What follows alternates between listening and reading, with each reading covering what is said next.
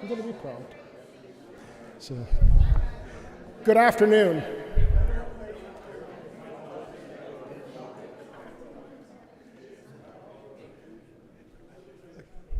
Good afternoon. I'd like to welcome you all to the ribbon cutting ceremony for the Conservation Heritage Museum.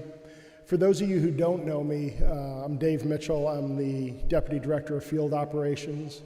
I'm here filling in for Brian today. He unfortunately had a flight delay that did not allow him to attend.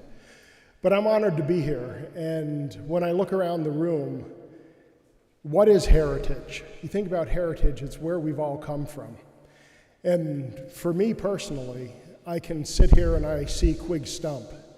Quig's the guy who I walked up to at the North Central Region office when I was in college and asked for advice on my interview that was coming up the next day to get into the 21st class.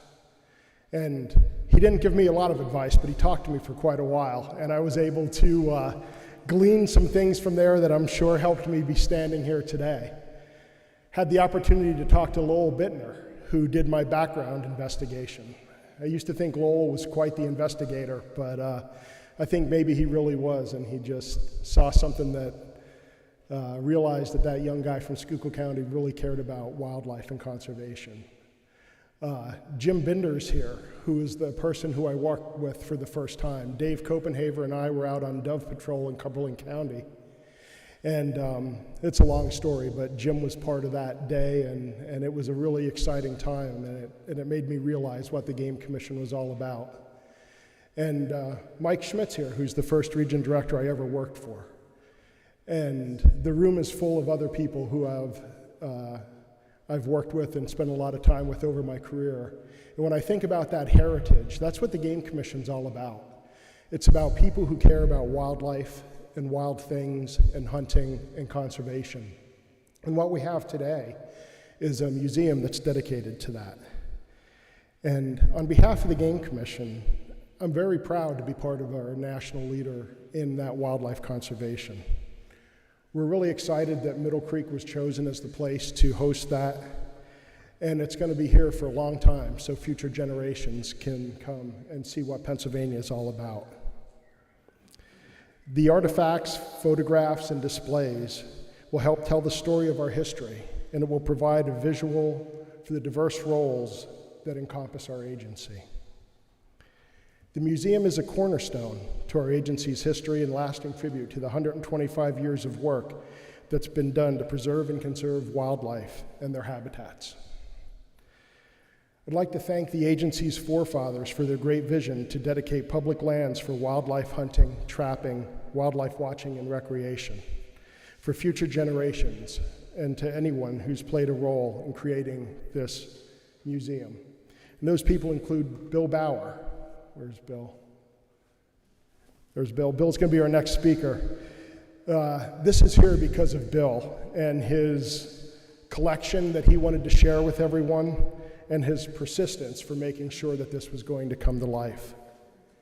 The Conservation Heritage Museum Committee includes Bill, Charlie Fox, Dick Donahue, Tim Marks, Mike Schmidt, Randy Schaup, John Shutter, Ron Stout, George Wilcox, and Willis Sneath. Their dedication to the fundraising and collaboration on moving the ideas of this museum forward. To current and retired regional staff that assisted on the project throughout the process, including Region Director Peter Sussenbach, retired Region Director Bruce Metz, retired WES Dan Lynch, retired IES Bill Williams, IES Dustin Stoner, Middle Creek Visitor Center and Habitat staff, as well as other PGC staff that assisted with creating the displays in the museum.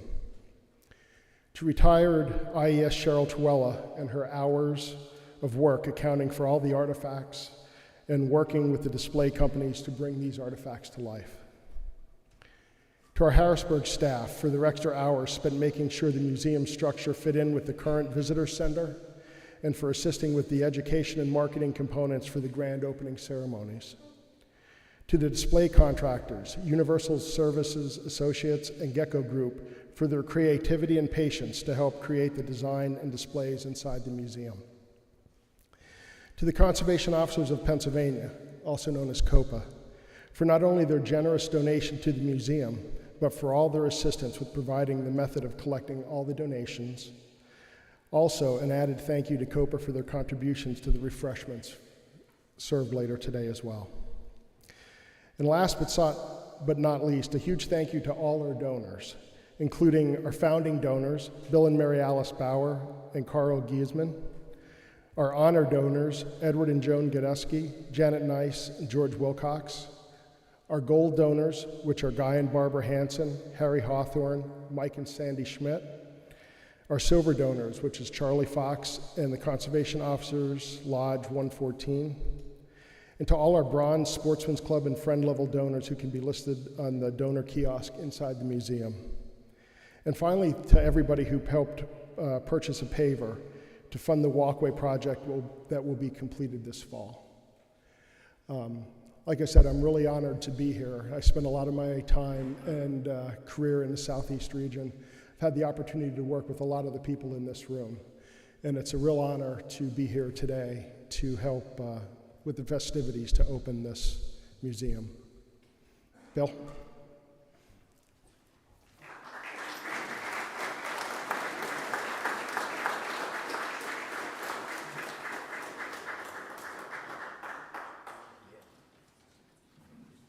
Well, I thought he was going to save the best for last, but I guess I'm not the best. I don't know.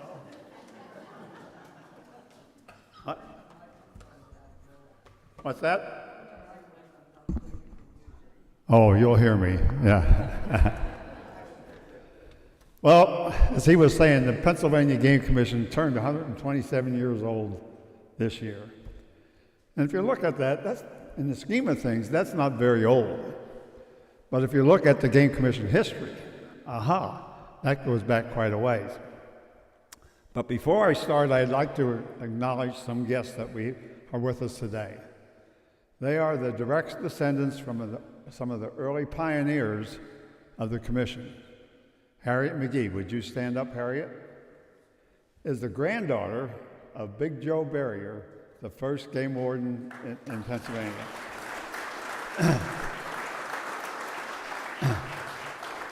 And Harriet has been very, very good about giving us information, and she even invited us over onto the islands to have some kind of cookout there, but we'll talk about that later.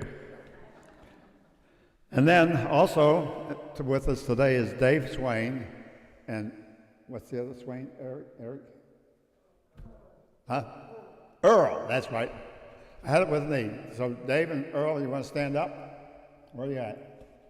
Okay.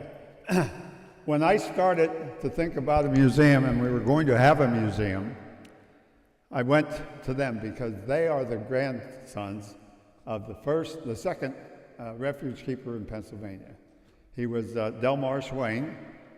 He was on Camp Penrose, and they also called the first refuge keeper John Skinner Fenton. Now, I'm sure some of these old wardens would remember John, like Willis, he'd probably remember him.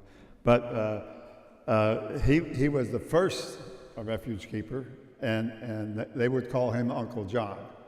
And when I went to see them about getting some items for the museum, they gave me items. They gave me his Delmar's diary and skis and so forth, and stuff that he used while on the refuge. And so they were probably some of the first donors to give something towards this museum.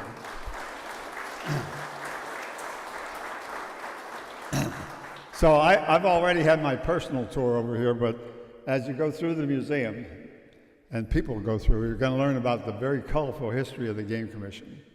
And it was pretty colorful. The problems that they faced through the years, and the early game wardens that were the start of this, they faced many problems. They had problems with alien groups, they had problems with the Molly Maguires, they had problems with the Black Hands, and they had problems with hunters who didn't believe that they needed to have a hunting license. And so they were given a gun, a badge, and they were sent out to protect the game laws. And that was a pretty task that was probably very monumental, I would say. Today, the wardens, as we look at what they're working at today, they're faced with CWD. They're faced with the bird flu. They're faced with all the high-tech instruments that are out there, like cell phones and trail cameras. I don't know how you would make an investigation in the woods if everywhere you went there was a trail camera taking a picture of you, you know. You would never be able to sneak in there and say, oh, I'm going to come back when this guy's hunting over this bait and get him. No, you're not, because the trail camera is going to say to this guy, hey, he just got that on his phone. Oh, the game warden's there checking my bait pile. I'm not going back there. So they have problems of their own. A lot of problems that we thought, the middle game wardens, was that we would have a big problem of working a 40-hour week.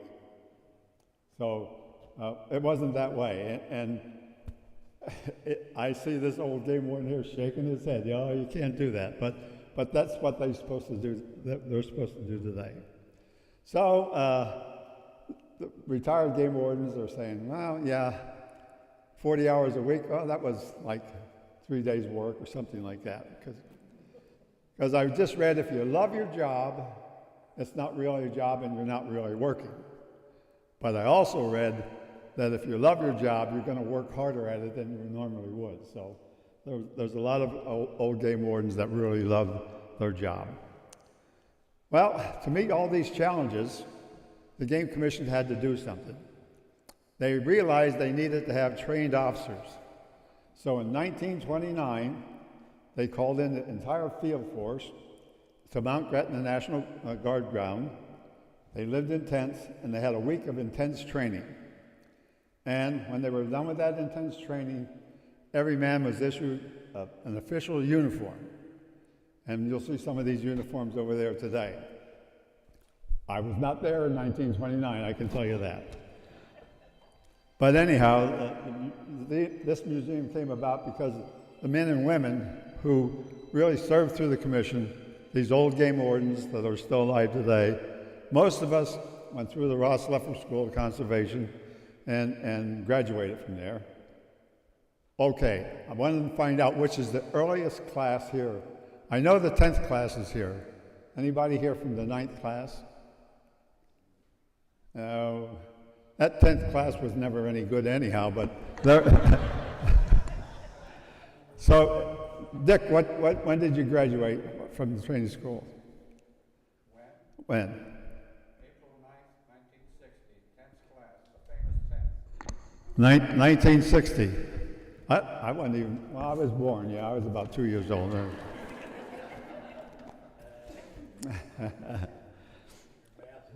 No. Well, why was this museum formed? You know, why did we want to have a museum? Well, the history goes back to the retirees meeting that are held once a year, and you want to see Willis about the one that's occurring this year.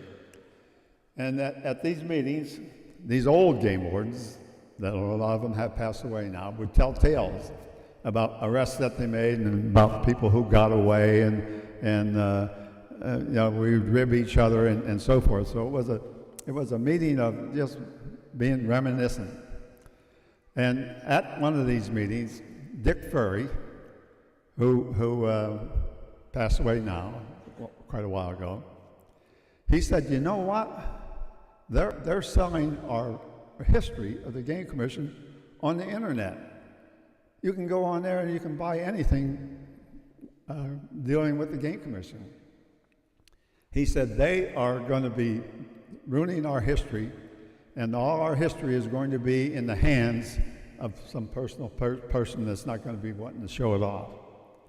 And so with that was the groundwork of having a committee to try to save the history of the Game Commission. And it was at these meetings that we had our first meeting. It was on Hallerman Island. I can't remember the date because I can't remember names or dates, except the date that I do remember, January 25th, 1959. It's the day I was married. See? Smart.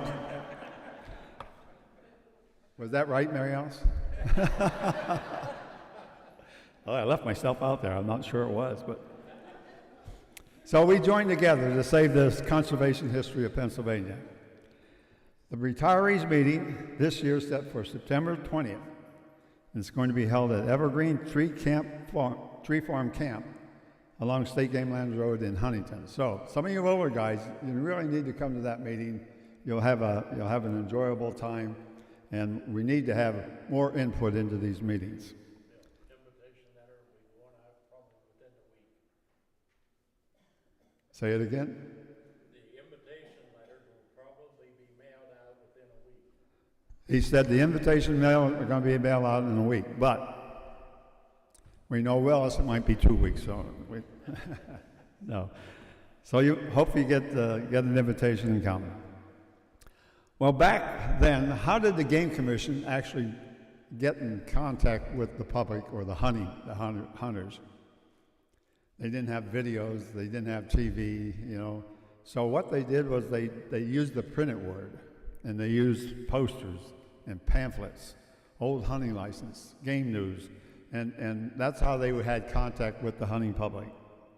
During the Depression, the WPA printed a lot of the material for the Game Commission, especially the posters, and these posters depicted what was going on in the Game Commission and what their problems was. Like, for instance, there was a poster that says, "Don't be a game hog," and it had a picture of a hog eating wildlife. Sold for $127.50. No, it was one of the higher posters that you had to pay pretty good money to get. The other one was a picture of young wildlife, and it says, "Leave them in the woods." And so these pamphlets and posters were the way the Game Commission actually reached out and was able to contact the hunting public. I don't know how long I'm supposed to go, but I'm going to go till the end, that's for sure. In the past, the committees or game wardens, game protectors back then, made many attempts to have something to honor the Game Commission. At one point, we tried to have a monument erected on the parking lot at the site of the Rouse Leffler School of Conservation, but these attempts failed. And then Chad Eiler and Matt Ho made museum plans to build a log cabin, and it was going to cost $40,000. It was going to be near the present site of the Game Commission Training School in Harrisburg, and it was going to be on the parking lot. Well, at the same time, the governor cut budgets of all state agencies, and the commission was not able to justify spending money for a museum while other departments were cutting their budgets. So this is the time when we formed the committee. Matt Ho, who was executive director at the time, came to the rescue and said if money was raised, the museum could be built here next to Middle Creek. So we set out the task of raising the money, I don't know, 5 years ago, something like that. And we thought because electric, water, sewer were already here at Middle Creek, we could build a building for $150,000. What a joke that was, I'll tell you. Well, that was back then. We thought we could do that. Then Matt retired, and Brian said, Burhan was the new executive director. Now the ice was getting a little thin because no one knew what Brian thought about having a museum. But we were fortunate, he was behind it 100%. And he said, but he wanted to have a first-class museum. He didn't want a museum like I had in Troy where I threw some old traps in the corner and put a little note on it. You're going to find out that he did build a first-class museum. And so he told us the Game Commission would build the building. That way we get out from under the $150,000. And our job was to fill it with items of memorabilia. And so we did. They built the building, and we put all the items on display. Well, Mike, Cheryl, Lauren, and no wait, don't tell me. Dan Lynch. Somebody gave me a hint. They were at ground zero. Well, they were here when the building was being erected. They were the ones that had their fingers in the pot, saying this is what we want in and so forth, and putting on the displays. So they did the final preparations. They did keep the committee informed of what was happening, but they also said, "Is this okay? Is this okay?" Well, anything was okay with me. So we finally filled this museum up with artifacts. Well, I had collected Game Commission items throughout my whole career. I spent 34 years with the Game Commission. I worked 24 of those years, because that's what people tell me I never worked, but that's a joke, Phillips. Come on, come on. My wife said, don't laugh at him or he'll tell jokes all day. But anyhow, I started collecting as soon as I was a game protector. And I collected and I traded, and I had this big amount of stuff. Mary Alice would say, Bill, you have too much stuff. At time, she actually called it junk. Oh, my word. Now I got a bad heart and I got to go in and get it fixed. So this junk was laying all over our house, all over the basement, the attic, any place I could stuff it. And Cheryl, I have found some stuff that I stuck away that I did not give to you. So, but anyhow, so what was I to do with this collection? Could I sell it? Well, I never sold anything. I would rather, have taken finger off than sell a Game Commission item, but so I could give it away, or I could let it for my son Mark and let him be saddled with the whole thing, so that when I pass on to that big hunting ground in the sky, he could take care of it. Have you ever seen that ad on television where they say, you got junk? Just call. And they say, poof, the junk's gone. I called Cheryl. She answered the phone and poof, she came up and took all my junk. So that's basically pretty much how it happens. Many people, and really old game wardens, said, they warned me. They said, if I donated that stuff to the Game Commission, it will soon disappear. It won't be there very long. However, Cheryl assured me that they were going to put it in the locker room, only 2 keys, I had 2 people having the keys. Everything I sent down was photographed, it was given a number, and I was able to call and ask, hey, where's this item, of the hogs eating the fish? She would give me the picture and tell me where it was with the number. So I donated all my stuff to the museum. And today is a happy day for me because it was the committee's goal to have this stuff recycled, and the commission has now a museum to tell of its history. And when I had my personal tour, and I'm walking on air over there, I said to someone, I'm walking on water, but they said, no, I don't think you're that good. So thank you for coming. I hope you enjoy our museum.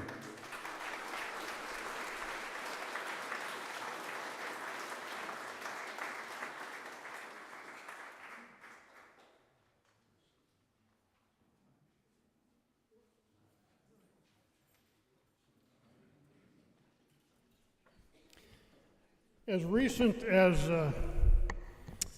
as about 2 or 3 weeks ago, we weren't sure that Bill was going to be able to make it down here because he was just dealing with some health issues, and he wasn't the Bill that we all know and love. And so I was asked to be prepared to make a few comments, and just in case Bill and Mary Alice didn't make it down. And so I did. And so I'm going to be very quick because it would be redundant for me to just say all the things I'd prepared. It's going to be quick anyway. But a lot of this Bill is already covered, and we're so pleased, Bill, that you could be here and be a part of this. I'm not sure this museum would have happened without Bill Bauer out there starting his personal collection all those years ago. But anyway, thank you, Bill, for your steadfast commitment to seeing that this happens someday, some way. Thank you to COPA. The Conservation Officers of Pennsylvania they've also been involved and interested in a museum of this sort going back decades. I remember some of those conversations Bill described where we talked about how we were going to incorporate a museum at the site of the original training school up in Brockway in Jefferson County. And of course, that facility's long gone, 20, 25 years now, but we're still talking about and about to open that museum finally. I'm speaking today on behalf of COPA. I'm a life member of the Conservation Officers of Pennsylvania. COPA has been instrumental in the last 5.5-year effort. Once we really gelled this concept into a committee that decided, okay, we're going to go out and we're going to raise $150,000. The commission will put some undisclosed amount of money behind that, and we're going to build a museum. We didn't even know where, but we knew we were going to do that. And COPA stepped up and said, we're already a 501c3 organization, and you can piggyback us. This will be a COPA project so that they can serve as the banker, and so that people with their donations, it was tax deductible. So COPA's been important through all of this, and as a member of COPA, I'm here to share that COPA's glad we're all here today, glad to see this museum finally come to fruition. The backing for this museum started, as Bill said, back with Executive Director Matt Ho some 5.5, maybe 6 years ago. And it was right about the time Matt was ready to retire when Brian Burhans, who was already a deputy director, so he was in Harrisburg. He knew what was going on. When he stepped into the role of executive director, he already knew that he supported what we were doing. He wanted this museum. He may have had a short-term relationship with the Pennsylvania Game Commission, although that would be unfair to say because while he was an employee of the Game Commission for a short term, Brian Burhans is from Pennsylvania. He originated in Montgomery County. He talked to me about going to a hunter trapper education class when I was a game warden down in Berks County. He and I crossed paths. Little did he know at that time that he would one day be the director of this agency. So he's been involved with the Pennsylvania Game Commission, has known of the Pennsylvania Game Commission, has been a supporter of the Pennsylvania Game Commission and its mission for a long, long time, much longer than he's been involved in drawing a paycheck as our director. We discussed where to put this museum. Now I'm talking back to the committee again. In our heads, we saw this museum going to Scotia Range on Game Lands 176 in Center County. Would have been the dead center of the state for people no matter where they live, Pittsburgh, Erie, Scranton, wouldn't have mattered. You go the same distance to get to that Conservation Heritage Museum.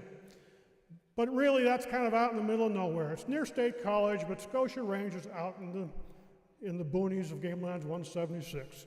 So that was on the table, but it didn't survive. We talked about taking it to Pymatuning, a similar waterfowl management facility in Crawford County. Large population center, Pittsburgh just an hour and a half to the south, but Erie, large population centers in Ohio to come visit. We hope still to see a similar museum at Pymatuning in the future, hopefully the near future. We talked about putting this museum on the Elk Range near Benezet, somewhere close to where, again, central Pennsylvania, where large crowds of people come to enjoy wildlife and maybe at the same time learn about the heritage, the Pennsylvania conservation heritage. And we also talked about bringing it here to the Lebanon-Lancaster County line, to Middle Creek, that already was able to document 100,000 plus visitors each year through these doors. Now, how do you turn your back to that? You can already start by building a museum, knowing you're already going to have 100,000 visitors per year, and only grow from there. It was a logical choice. It was easy to build onto this facility. There was no plumbing involved in this museum addition. The building's already plumbed. There's restrooms in here. There's a staff in here. It was an easy choice ultimately for the commission to say, yes, we're behind the museum. We will build the museum. Now this is the agency. This is Brian. You raise your $150,000 that one day you thought you could build a museum with. We'll use your money to simply ensure that we have state-of-the-art displays. But we're going to build this building if you don't raise a dime. And today we can safely say that in 5.5 years ago, a bunch of retired game wardens, we sat around a table up to the Jersey Shore North Central Region office, and we decided we're going to raise $150,000. We hadn't raised a dollar yet. By the end of that meeting, we passed around, if I remember correctly, we did pass around a basket and say, throw in what you want. We're going to start fundraising right here today. You might have thrown $2 and maybe the change in your pocket, maybe a $5 bill. But that meeting that day, we had a start. It might have been 20 or 30 bucks, but that was it. And today we've exceeded our $150,000 goal. We've raised $187,000 as of this moment. Now, how do we go about doing that? And that's what I will share with you today, and then give the floor to Cheryl, I believe, or Charlie. This is how we did it. You see that rifle right there? It's being raffled. It's being raffled starting today. Tickets will only be sold here at Middle Creek. A winner's going to be selected for that flintlock rifle that Charlie made at National Hunting and Fishing Day in September. So we're having a raffle. There'll be a second and third prize. Second prize is this bear print, the waterfowl print, the Canada geese. That'll be a third prize for that raffle. We hope to raise a few $1,000s with that raffle. That's how we raised $187,000, one brick at a time. Speaking of bricks, the room, for those of you that took a look at the pavers in the back room, those pavers represent $45,000 raised toward our 187 that we've made. Those pavers are going to go into a beautiful walkway that will start out front of the building near the parking lots, curl around this side of the building to the back corner, and there's going to be a big memorial garden back there that it will take you to. Those pavers will be incorporated into the walkway. It'll be a stone walkway of some configuration. But those 165 pavers that have been purchased to date, all with an important message to somebody. It might have been a Game Commission employee just wanting to be remembered many, many years from now, that their paver would still be there to be read, and someone that maybe worked with them or knew them will, yeah, I knew that person. People that just, Middle Creek is an important place to. We've got people that just honored their recently deceased brother, father, grandfather, somebody that took them hunting for the first time. It's inscribed on those pavers, the short little message that people wanted to leave for others to read and think about in the future, and at the same time help build this facility.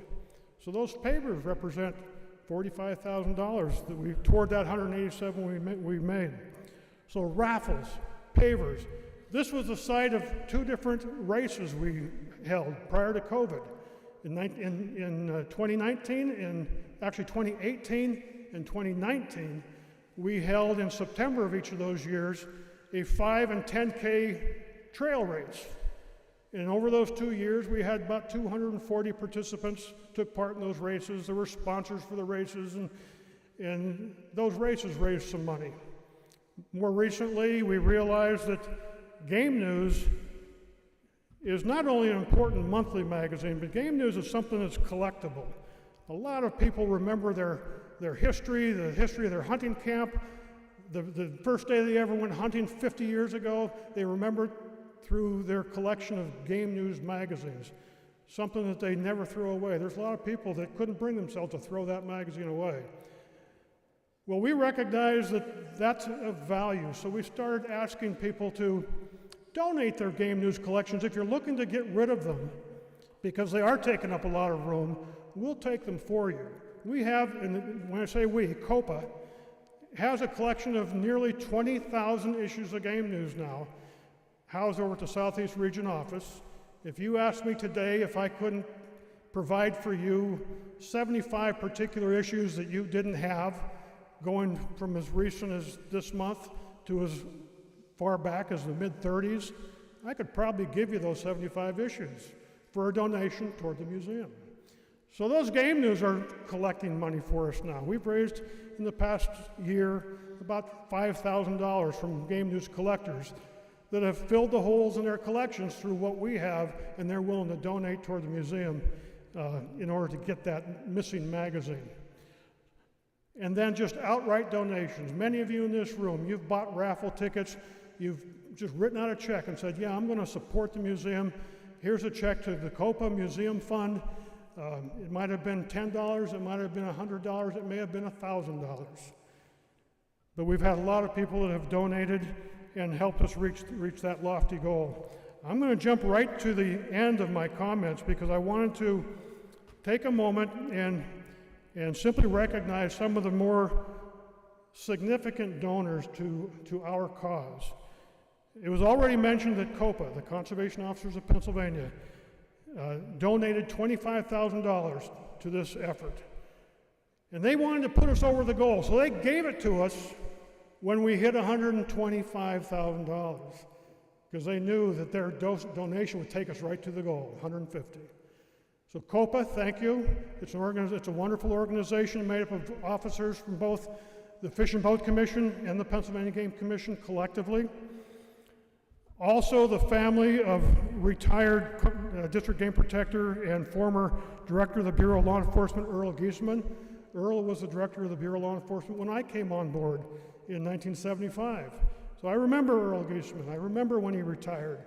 I remember the man, and his family gave $10,000 to this museum effort in honor of their father. I don't know if we have any of the Giesman family here today. If his son Carl is here, certainly we'd like to recognize you. Any of the Giesman family here? No, but the Giesman family donated $10,000. Bill and Mary Alice Bauer, Bill said he gave a lot of stuff to this museum. Well, he did. I've seen it in his house. I've been to his home when it was all still there. And I've seen what his attic looked like and his basement looked like and the house next door looked like when it was all housed there. He had a lot of stuff. And it's all now in the hands of the museum. But Bill and Mary Alice weren't done just by getting the stuff out down here and cleaning out the house. They also contributed $10,000. So it didn't stop just with the stuff.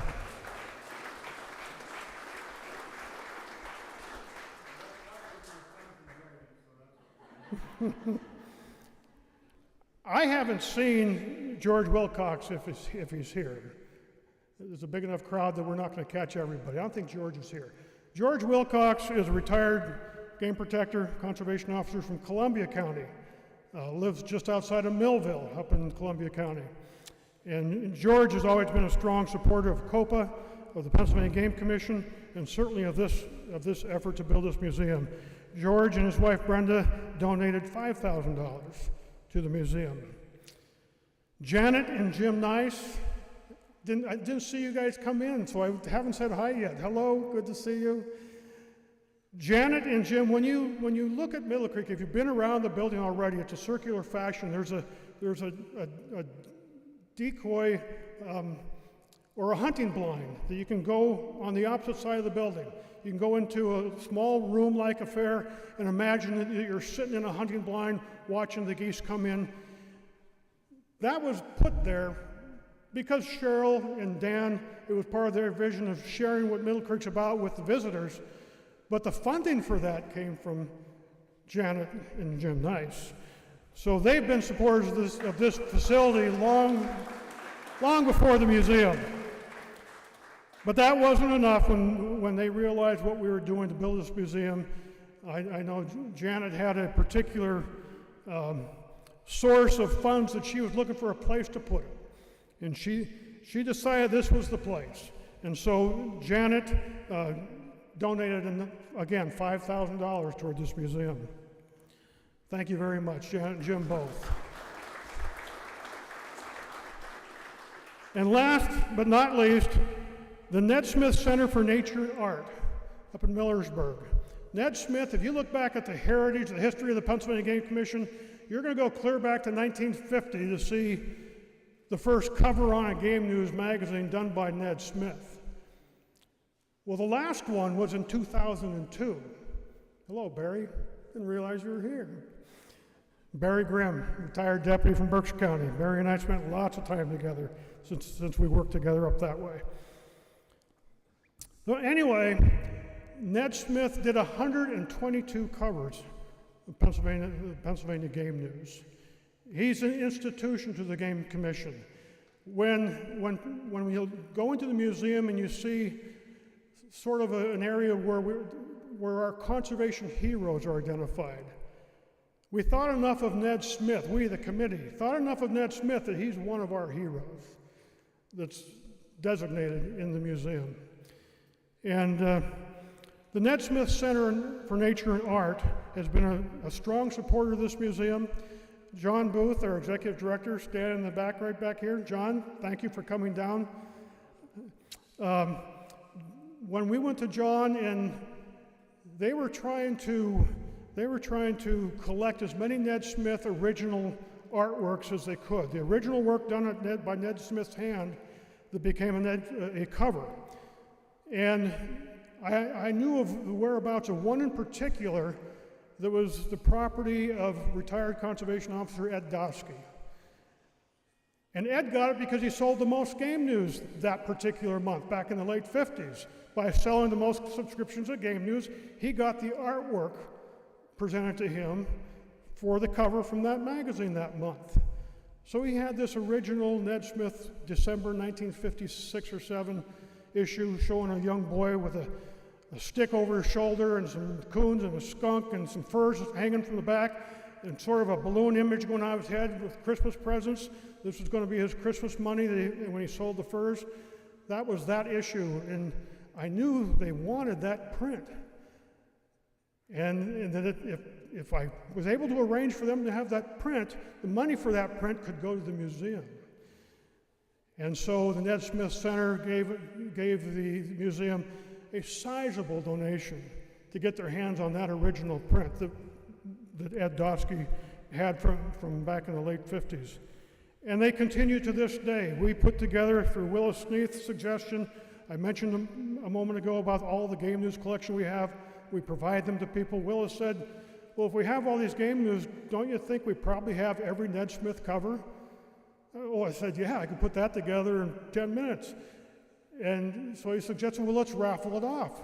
So I called John. I said, John, the Ned Smith Center holds an annual art auction in September or October. This year it's going to be an online auction the first 2 weeks of October.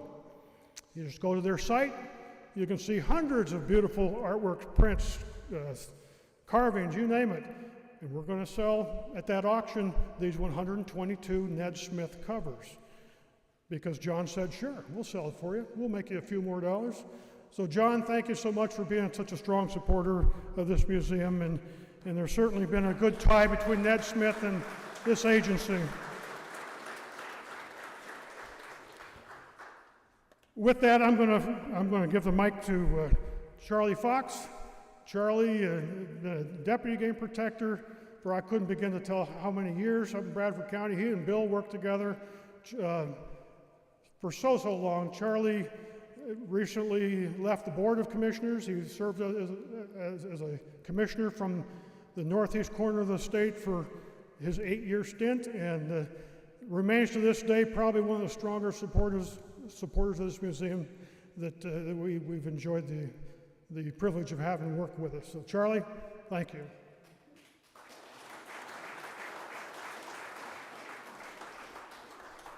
And now you're going to get the rest of the story.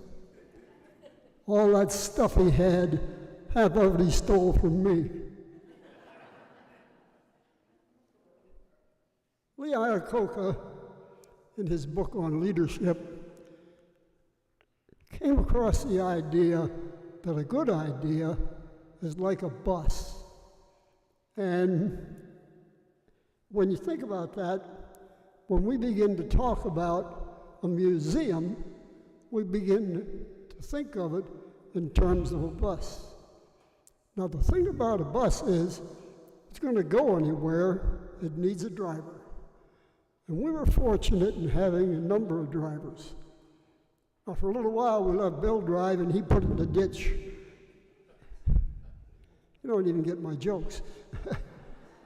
But anyway, long and short, the good idea went down the road, and we had a number of drivers that drove the bus. In addition to driving the bus, you have to have the right people on the bus.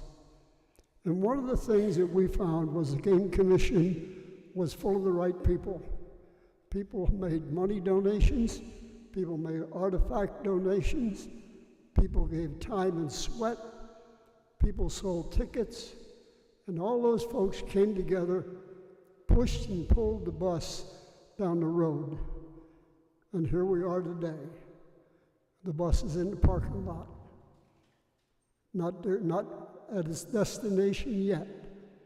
If you want, there's still some seats left. Thank you.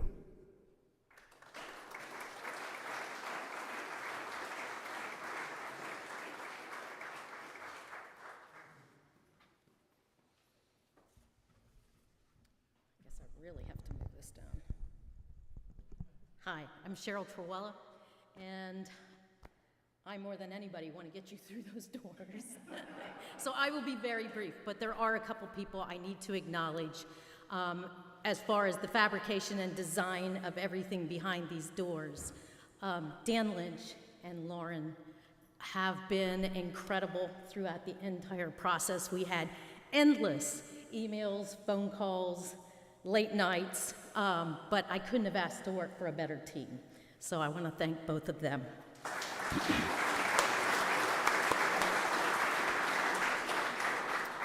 There were some others who helped us bring this project to completion. So Lauren, Dan, and I would like to thank Mike Schmidt, Bill Bauer, Bill Williams, and Joe Kozak for their help with writing countless signs, posters, labels, everything in there that we needed to provide to the design company. So thank you very much.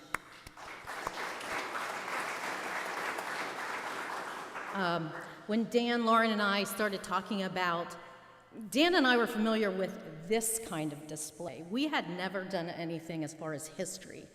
We knew the importance of making displays interactive for educational purposes, but we had not a clue how to do it for a history displays. So that's where Gecko and USA came in. We knew it was important to incorporate interactive displays. So I want to thank, where's my list here? Bill Bauer, Mike Workman, Ryan Zawada, Steve Frary, and Jeremy Banfield for all of their input and help in doing the interactive displays. We were able to put an interactive display in each of the program areas. So I hope you enjoy those. And last but not least, I want to thank all those people who donated artifacts. I saw more signs, brochures, uniforms than I ever knew existed.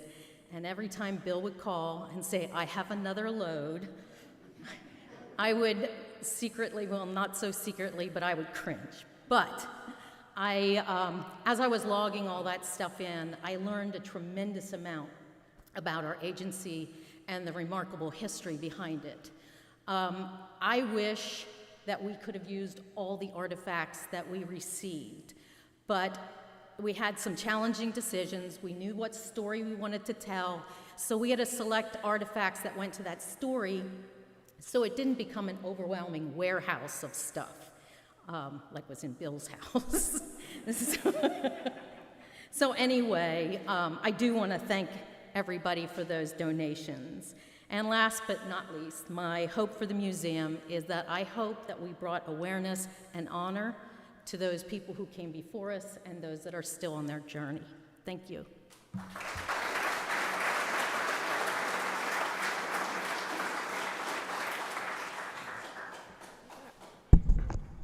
All right, I am the last person you have to listen to before going in here, so we'll keep, again, short and sweet. I do have to continue with a few more thank yous, mostly if you work in the region or in Harrisburg or with our crew here. You know, I'm endlessly demanding about some of the things that we needed for the museum. So just wanted to say thank you again to all of the Middle Creek staff, our educators, technicians, interns, Habitat crew, for me calling them literally every single day, and the co-manager here, Steve Ferrari, as well, for pretty much helping with everything that I was like, even this morning, hey, something happened, we need help with this. So thank you guys again for making sure that the museum was ready to go today, because it was a race to the finish for sure. Also, if you came in today, you might have noticed the beautiful gardens outside. So our volunteer group of gardeners, and we have 2 part-time staff, do a really good job of upkeeping them to help build that story as you come into the center. So thank you to them. 2 things I just wanted to touch base on, because I'm sure people are curious, are the pavers and the project associated with that if you had purchased one. So we do have a rendition here that you guys can check out after we get you through the doors here of what we anticipate the project looking like. It will be located on the northeast side of the visitor center overlooking the lake. We decided on that area and are still kind of in the works as far as what the final design looks like, but we wanted it to be a reflection area where people could really sit, enjoy the outdoors, and also enjoy seeing the pavers on the way to that location. So that will be forthcoming. Hopefully will be done this fall. We really wanted to make sure the museum was good to go, and now we can focus all of our attention on that paver project. So forthcoming on that, but if you haven't seen if you've purchased a paver and you haven't seen that yet, they are in the auditorium for display today, so take a look at that. And then last but not least, we did promise food today for you all. So after we are done cutting the ribbon here, there will be refreshments for you guys on the back counter available from Panera. So without further ado, I'm going to bring Bill back up here for the final ribbon cutting part of this ceremony.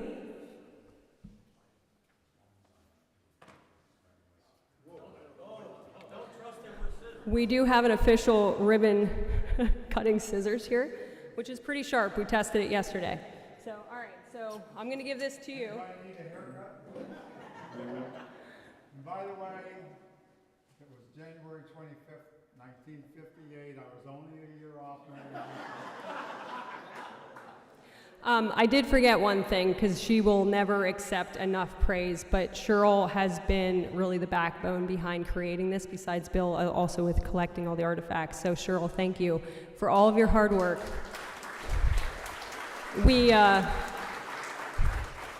We wanted to put her picture in the museum, but she would have killed Dan and I for sure, so she didn't make it. But there is a thank you to her in there, so thank you. All right, this is yours. Oh, my word. So we're going to throw it out anyway, so you cut it wherever. I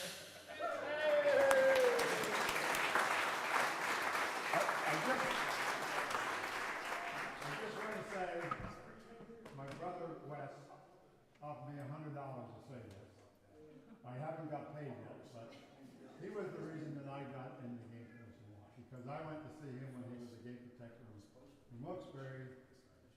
He didn't do anything, and I thought, boy, this is a job I want to get. So that's how I got into it. Thanks, Wes.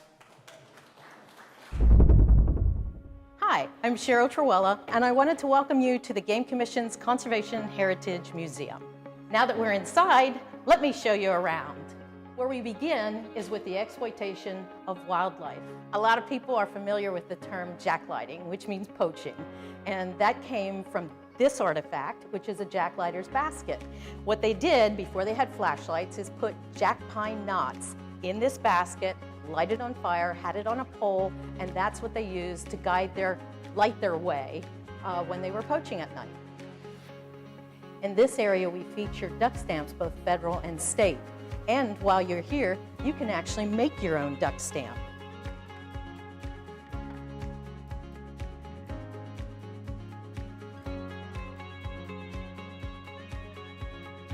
Move through here, there's some vintage traps mounted on the wall. Some are still used today. Moving into this area talks about the law enforcement branch of the Pennsylvania Game Commission and shows some of the old uniforms and old equipment that used to be used.